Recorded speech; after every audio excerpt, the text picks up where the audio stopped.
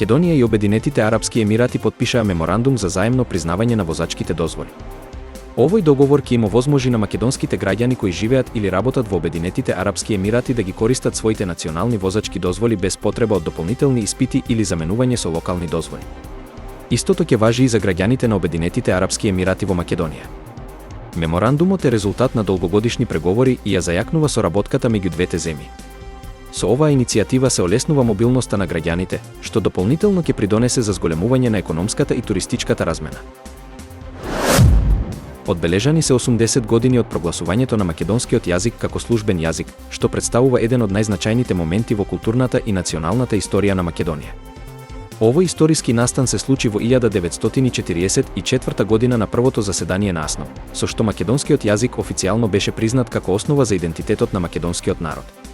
На јубилејната прослава беа истакнати важноста и предизвиците со кои се соочувал јазикот во изминатите 8 децении. Македонскиот јазик денес е признаен во меѓународни рамки и представува основен столб на културното наследство и идентитетот на македонскиот народ. Србија е во состојба на вжештена политичка криза, при што тензиите кулминираат по вооружениот напад во Младеновац и масовните протести низ земјата. Премиерката Ана Брнабик изјави дека дел од одговорноста за актуелната состојба лежи кај опозицијата, обвинувајќи ги за подгревање на насилството и политичката нестабилност. Опозицијата, пак, ја обвинува владата за неспособност да се справи со кризите и бара оставка на највисоките државни функционери. Моменталната состојба предизвика широки дебати за безбедноста, политичката одговорност и потребата од системски реформи во Србија.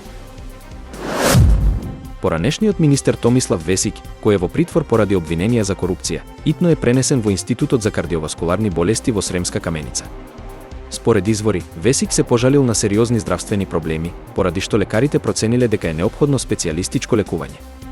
Овој случај предизвика дополнителен интерес во јавноста, бидејќи Весик се соочува со повеќе сериозни обвиненија. Неговата адвокатска екипа соопшти дека здравствената состојба на поранешниот министер е критична и дека ќе побараат алтернативни мерки за негово задржување. Американскиот председател Џо Бајден најави дека ќе присуствува на инаугурацијата на неговиот претходник Доналд Трамп доколку тој победи на председателските избори во 2024 година. Оваа изјава доаѓа како одговор на прашање за можноста Трамп повторно да ја преземе функцијата, што го отвори прашањето за политичката стабилност во Соединетите Американски држави. Бајден истакна дека ќе го почитува исходот на демократскиот процес, без оглед на личните несогласувања со Трамп. Аналитичарите ја толкуваат оваа изјава како сигнал за намалување на политичката поларизација, но и како повик за единство и институционална стабилност во земјата. Рускиот суд му изрече казна на апликацијата за размена на пораки Телеграм, поради тоа што не ги избришала одредени материјали кои се сметаат за неусогласени со руските закони. Судот ја обвини платформата Телеграм за кршење на правилата за контрола на информации на интернет, што резултираше со глоба. Телеграм, начело со основачот Павел Дуров, долго време се спротивставуваше на барањата на руските власти за испорачување податоци за корисниците, како и за цензура на одредени содржини. Судската одлука се смета за еден од најновите чекори на Русија во настојувањето да ги засили ограничувањата за интернет платформите.